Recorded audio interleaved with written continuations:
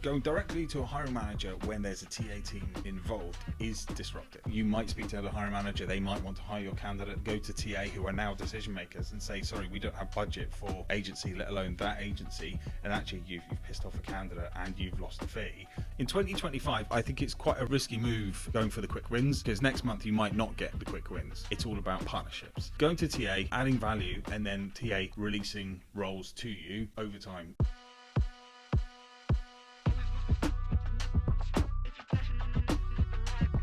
Welcome back to another episode of RecTalk. I'm your host Nitin Sharma, founder of RecTools.io, co-founder of RecCircle, one of the founding members of the Recruitment Curry Club, and host of this podcast, which is being filmed live today, yet again, from the Firefish HQ, the aquarium they call it, hence the red mic.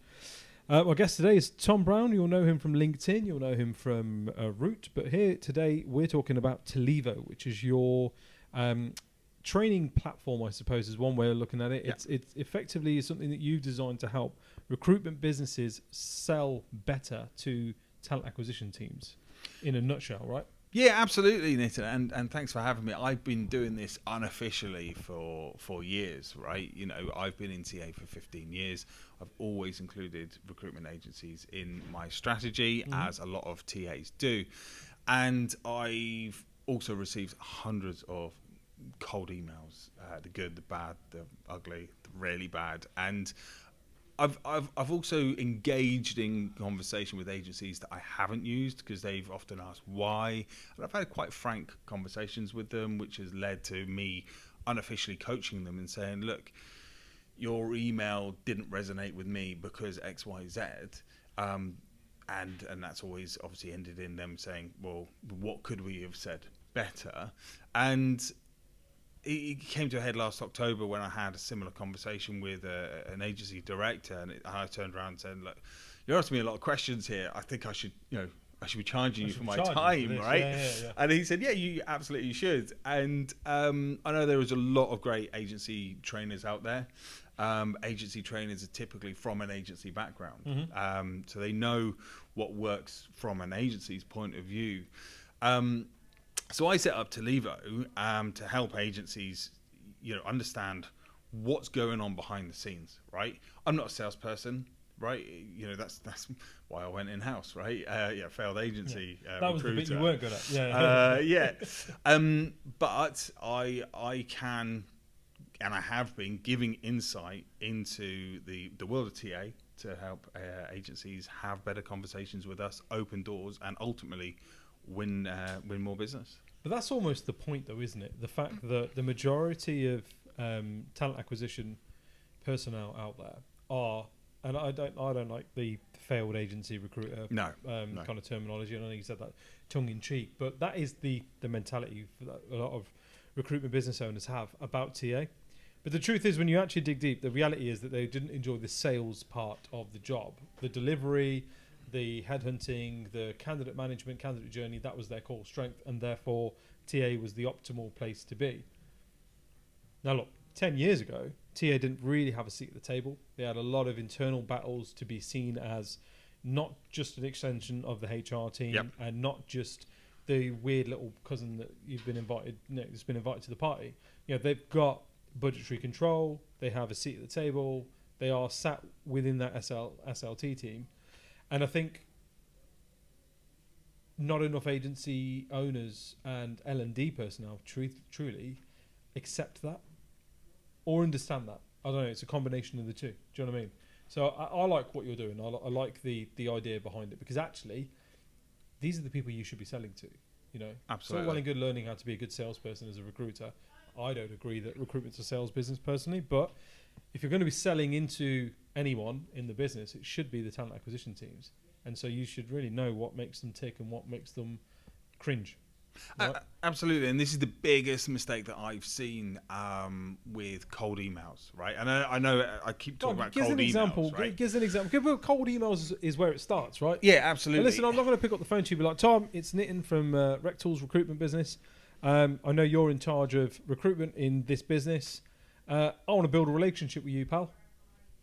That's not going to happen, right? It's going to be through some level of cold outreach to start with, right? Yeah. Whether it's a LinkedIn message or an email. Yeah. So give us an example of some of what people out there might be thinking is a good email, but is actually a really shit email.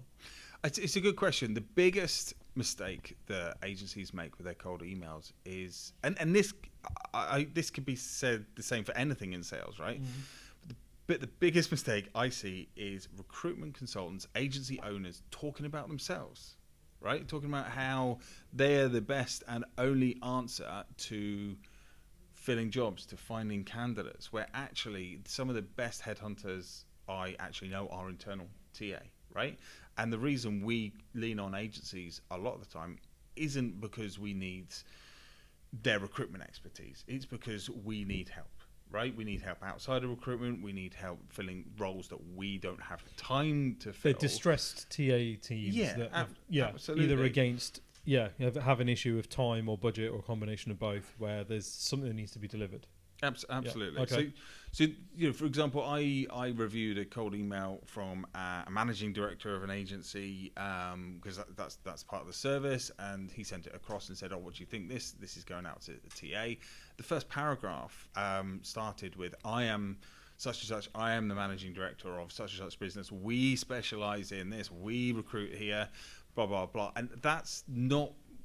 I don't care that you're the managing director, right? And also, I don't need to be sold that recruitment works. I just need to be sold that you can help me. You're the person right? to help me. Yeah. And so agencies need to be referencing our pain points, which is something that I can help agencies understand, but also asking us more questions, right?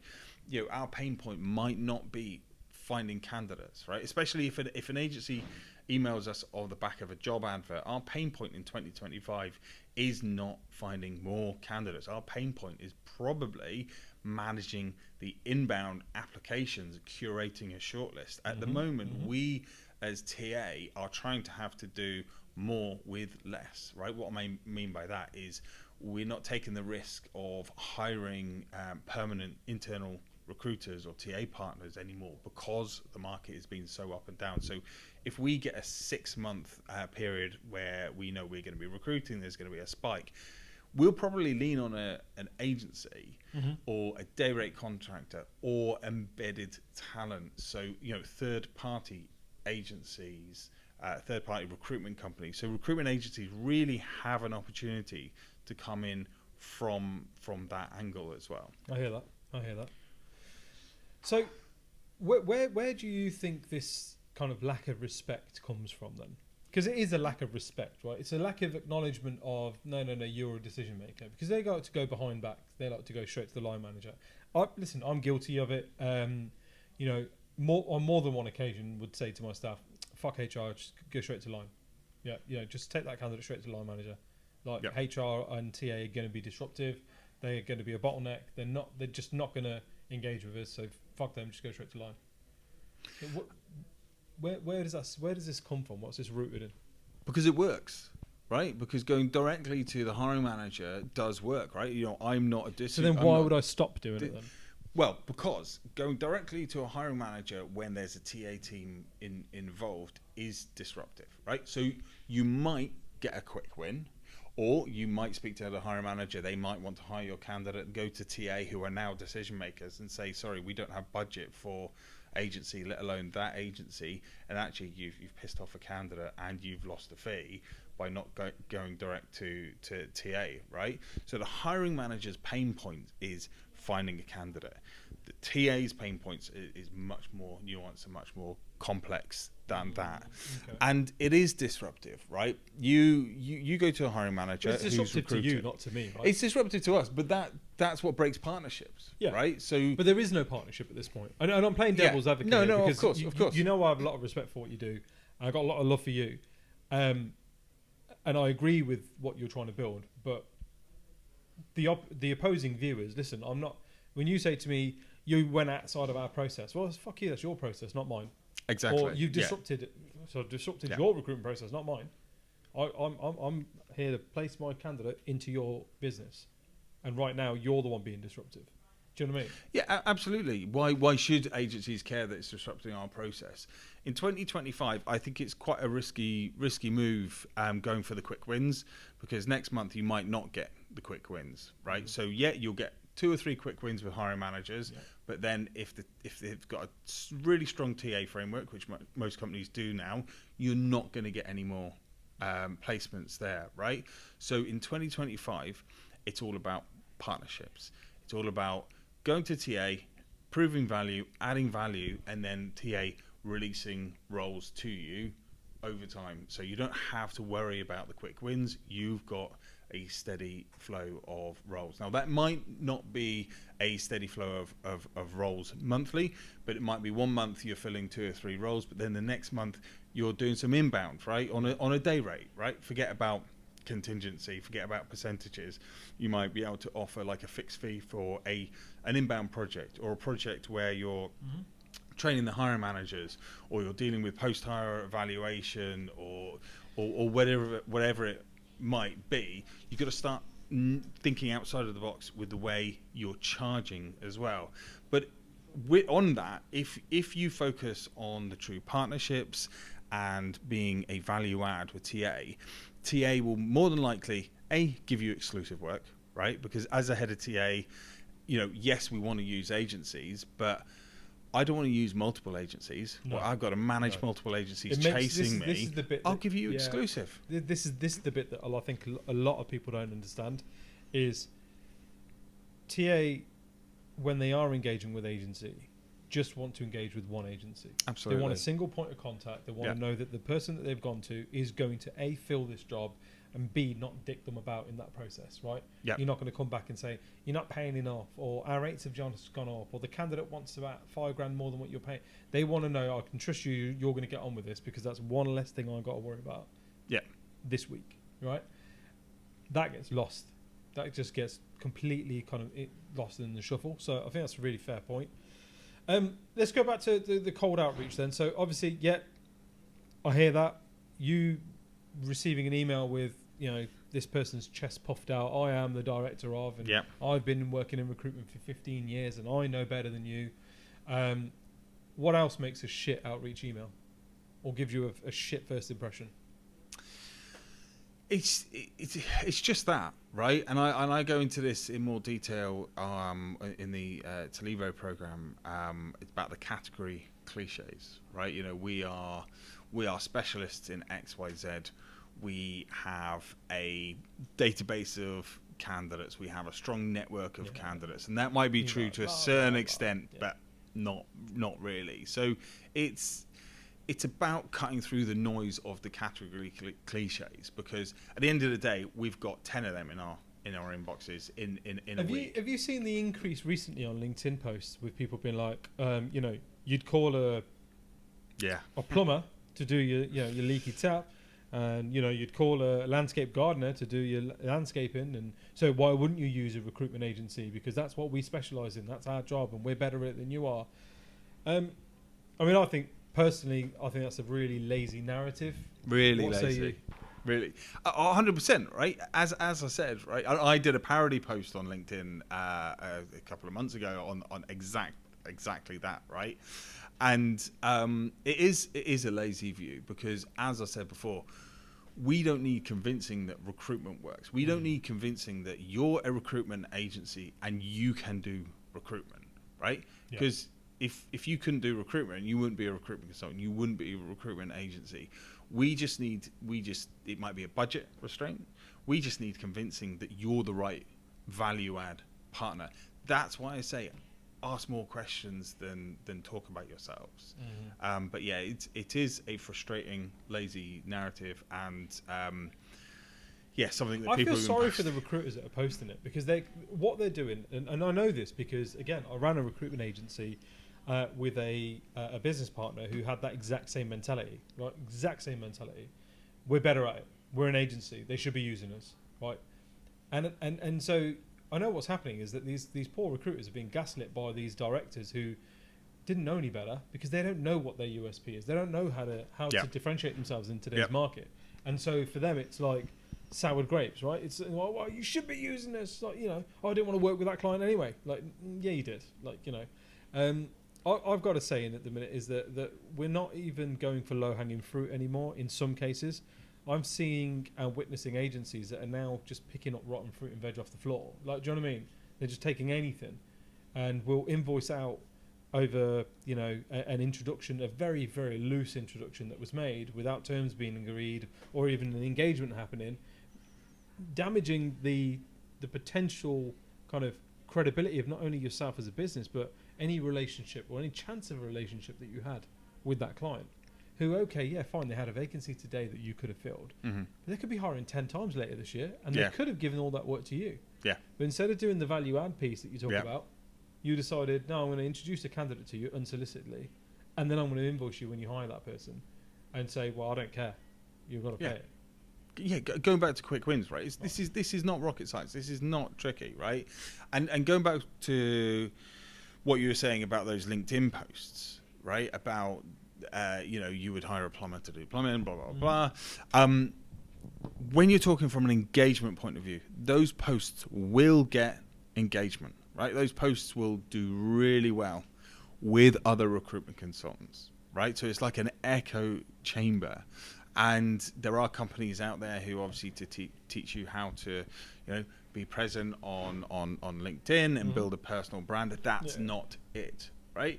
When it comes to posting on LinkedIn, you need to be posting to your ICP audience. So C-suite who's going to use you, TA who wants to use you. So you need to be talking about solving TA You should be problems, demonstrating value not to them. passive aggressively shit posting about TA, right?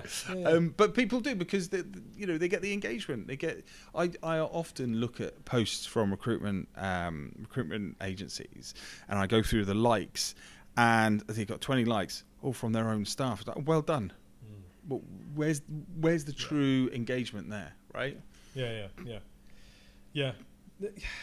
But look, it has to be acknowledged that there are TA professionals out there who won't respond to any of the emails or any speculative approach or any cold call, and will be disruptive and will be kind of just more than a bottleneck, just an absolute lead door. You can't win with these people, so sometimes you've got no other choice but to go, I'm not breaking this one down, but also I have a perfect candidate for this vacancy. I've got to take them to that line manager, because whilst that TA is in post and whilst that TA works for that brand or that business, they are never going to use us, because that person just does not want to deal. Do you know what I mean? 'Cause there are, you have to acknowledge it. There are TAs out there who are like, I never use agencies, and are proud of the fact that I never have to go to agencies, and they've got the wrong mentality because they see it as a loss when they have to go to agencies.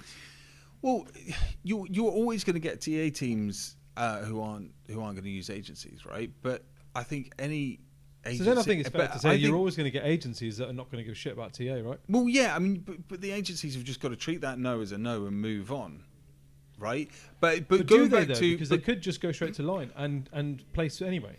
But going back to what you just said, an agency saying, I know I've got a perfect candidate. Well, how do you know you've got a perfect candidate, right? You might have a perfect candidate from a skills management point of view, but until you start asking us questions, you don't know you've got the perfect candidate. But those questions I ask you, I could just ask the line manager, right? Absolutely. But then you've got the issue that we're going back to. The hiring manager might want to speak to the candidate and then go to TA and then say, can we use this agency? Then the TA will probably more than likely say, no, absolutely not. We've been headhunting for this role for 4 days, and we've got candidates in the pipeline that actually are better than that candidate. And if the TA's got a really strong relationship with the hiring manager, the hiring manager will end up ultimately being a no. Yeah, but you're right. But do you know what my counter would be to that? Right? So say there's a hiring manager there. You've just said, look, we've been headhunting for this. I've got candidates ready for you. My counter to the line manager is and was always the same. Without a brief, without knowing anything about your business, I have managed to find you this person. So think about what I could do if you did engage with me. You know what I mean? I'm going to pause it there a second just because this is my next guest. Hello, mate. You okay? Oh, it says Sinclair Building is the name of the building. It's just a big box. Give me 2 seconds. 1 second. Yeah, absolutely right, Nitin. And yeah, there are agencies out there who base their business on those quick wins, on the the fact that they're pushing hiring managers. The hiring managers' pain points, as I said, is the CV, and the agency's just gone in there and made that placement. But as I said, if that hiring manager's got a relationship with the TA might, they are decision makers. They might sign off that fee for that instance. And you will probably end up on the TA's blacklist, right? And I know that sounds a bit petty. In previous instances, more to save my time, my hiring manager's time, my C-suite's time, I have gone a step further than the blacklist. I've gone to IT, right? And I've said, please, could you block every email that comes in from this domain, and it's your agencies.com domain, right? I know that sounds petty, but it happens. But it just helps us, right? It makes our life much get it. easier, if you feel like right? you've got no other choice, right? You can, Yeah. Look, no, I completely agree. Yeah. You'll make that one fee, and that's great. That's good for you. But you're not going to work with us again. Yeah. That's the risk you run. This is it. Because we can look as agency business owners and as agencies, we can hide behind the fact that, hey, look, you're the candidate's the one missing out here, and so on and so forth. But bees and honey is the reality. You could do it in the shitty way, i.e., go straight to line and argue the task and argue over fee and all the rest of it, or you can just kind of go, look, Tom, you say you're headhunting for this role. You say you've got CVs. Line manager hasn't had any CVs yet. I've got this person. Let's not be petty here. Let's put this candidate into the mix. Because, hey, your 4 that you found and this 1 that I found, that's a 1 in 5 chance of my candidate getting the job. And do you know what? If my candidate does get the job and my candidate is better than the 4 that you've headhunted, then, hey, I think I deserve the fee. But I'll commit to you that I won't send anyone else into the process. It depends. You know what I mean? Yeah, no, but it depends. If you're saying to me, and I've already worked this role I'm already working this role, but I haven't delivered my shortlist to the hiring manager yet. Mm-hmm. Yeah, an agency's going to speak to the hiring manager, and the hiring manager is going to say, we don't have CVs, we haven't got candidates, but they're coming. Right, as part of my strict process as a TA partner, head of TA, is I book in I obviously do the hiring manager brief, and then on that brief, I book in the shortlist date. So the hiring manager won't hear from me for those 5 days, but on the shortlist date, they'll get my shortlist. If you're going in to that 5-day window as an agency and the hiring manager's going, oh yeah, we don't have any CVs, but it's out of context. We don't have any CVs because they haven't been delivered yet. We're expecting them in 2 days' time. So I think the onus of that, though, sits on the hiring manager to acknowledge that. Or of course. At the end of the day, they are what they are, which is a hiring manager without a person doing a role, therefore more workload on them or their team, and so they don't actually care where the person comes from. They don't care whether it is TA that fill it or whether it's an agency that fill it, because actually all they care about is the candidate, right? And look, that's an internal issue with us, right? And that's down to our relationship as a TA with our hiring manager. And I suppose, look, agencies could leverage the fact that there are some terrible TA people out there who don't have good relationships with hiring managers. Mm-hmm. And yeah, that it's a bit sneaky, but yeah, that does happen. There are good agencies, there are bad agencies, there are good TA teams, there are bad TA teams. I think you're right. Yeah. It's getting out of that one size fits all mentality, right? Just assuming that no, this person in TA, they're all failed recruiters. They all are disliked by their hiring managers. They're all seen as a nuisance, and therefore every company I deal with, I'm going to deal with in this way, because that's just not the case. Yes, absolutely, there are businesses who have TA teams that have been historically disruptive or not delivered, and therefore, have got an internal battle themselves to kind of win favour back with those people, right? But in the same light, there are just as many TA teams, if not more, who are firmly embedded and do a cracking job. You know what I mean? And so, you got to... Yeah, what would you rather do? Would you rather keep turning over stones until you find something that you like the look of, or would you rather go, actually, I'm just going to have a solid approach with everybody in the hope that the ones that are good will come to us and work with us, and the ones that are not and don't respect what agencies do will kind of fade off into the distance anyway. You've hit the nail on the head there, right? It's about turning over stones, right? You got to keep turning over stones until you find the client who wants to work with you, the TA team who wants to work with you. But it's about how you're turning over those stones.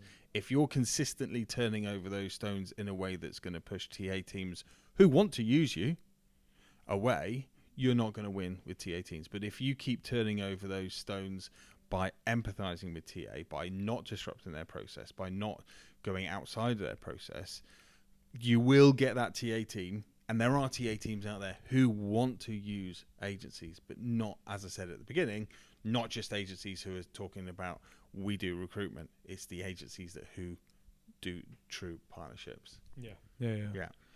That's fair. How long do these true partnerships take to start developing? Because I think that's one of the things we have to acknowledge is the biggest bugbear for recruitment businesses is they just don't have the cash flow to last the time that it would take to change their current business model, which, like it or not, is producing results in some way. Absolutely. The contingency model from a business point of view, especially in this market, is not great, right? From a cash flow point of view. No. But that's how. But I believe that if you start being empathetic towards TA and start approaching TA differently, you're more than likely to secure more retained work.